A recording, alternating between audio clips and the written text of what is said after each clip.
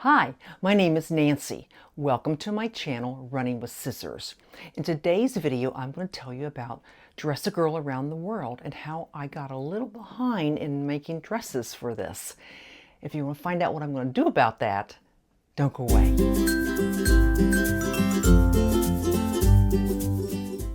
Well, last September, Mari from Mari Sews has this big push to make dresses for Dress a Girl Around the World. And I'll put all the links in my description box of where you can go to it and find out more about it. Well, you can make dresses all year round. In fact, they will accept dresses anytime. But Mari does a big push in September. Last September, I made 6 dresses I sent to her, and she sent them on their way to, I think it's in Iowa, is where they originate, or where the main office is. Well, I had stated that I was going to try and make a dress a month, so I'd have 12 dresses ready to go. Well, I didn't get there. My excuse? Well, I did have my shoulder replaced in December, and then I made all those Easter dresses. That's my excuse.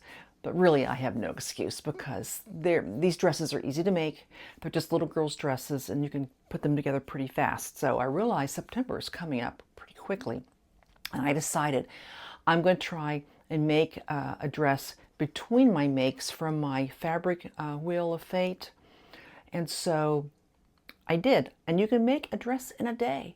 And I just used scraps. Now, before Christmas, I did make a dress. And I made a dress from a free pattern from Alyssa from Thoughtful Creativity, and I'll put a link to her channel because she's got several free patterns that you can use to make these dresses with. Let me show you what I made. I made this one before Christmas, and this is one of the free patterns.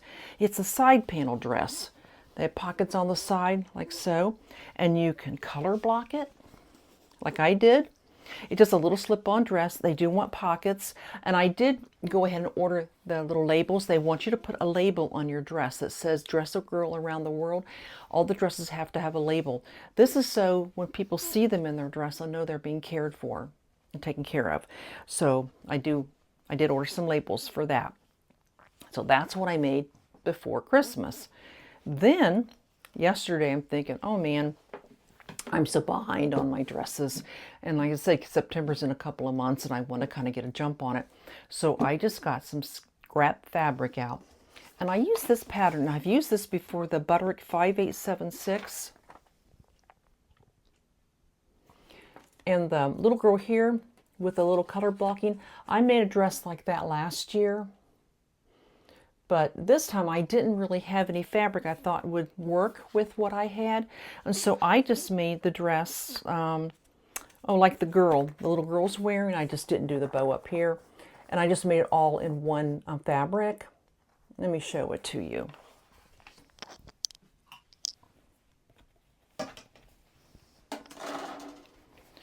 This is fabric I had left over from an Easter dress for one of my granddaughters about 2 Easters ago. Isn't that cute? And what I did different in the pattern, they want you to do facings. I left the facings out and I just did bias binding. I didn't have enough fabric to make my own bias binding. I just used some white that I had.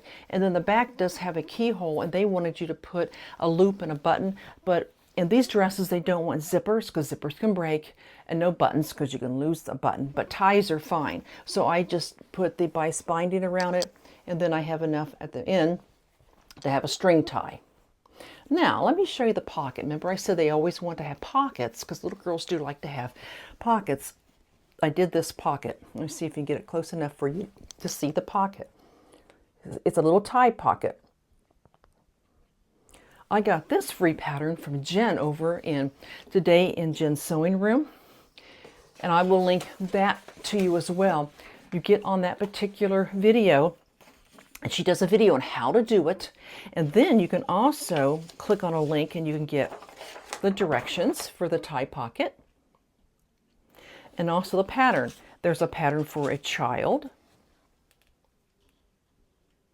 And there's one for the adult.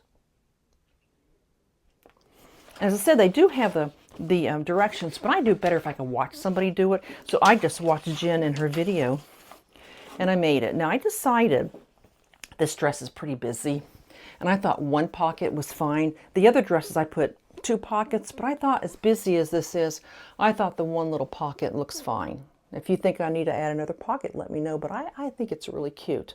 And so that's what I'm going to try and do, is between my wheel of fabric wheel of fate. I never want to say that right.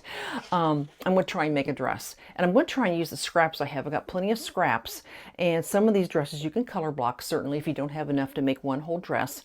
So I'm going to try and work on getting some of these dresses made up, so when September comes, I won't be rushing to get them done. I like to make up more than the 6 that I sent her last year. And then what I did was I just packaged them up, took them to the post office, and mailed them to Mara. I think she lives over in Maryland. But all that information, of course, will be on her YouTube channel. So that's what I did yesterday. Like I said, I made this in one day. I cut it out, and I didn't sit and do it all in one stretch. Cut it out, went and did something else, came back, put it together. I got the pocket made, and then this morning I actually sewed the pocket on. So yeah, you can sew a lot of these. In fact, if you want to make more than one, you can maybe do a little assembly line and cut out 2 or 3 or 4 and just kind of do a little assembly line and put the dresses together. I would like to make dresses for older girls, bigger girls. This is a size 4. And I have a feeling that a lot of the dresses that come in to the Dress-A-Girl, I imagine a lot of them are probably for younger girls, smaller girls.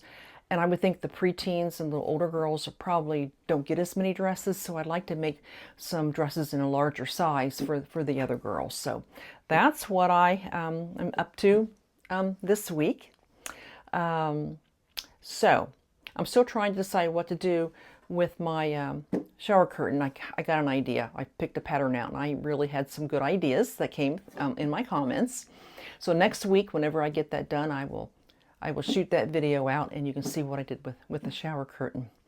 Okay, well, that's pretty much what I have for you today. I appreciate you coming along. I'd like to thank Jen. I already mentioned her in today's Jen's Sewing Room. She's the one who started this hashtag. And I appreciate her coming up with this great idea. And if you want to see other people who put out videos on Friday, just put in hashtag Friday Sews, and you'll come up with all kinds of wonderful sewists who put out their videos every Friday.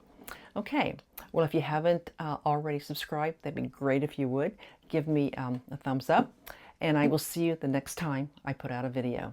You take care. God bless. Goodbye.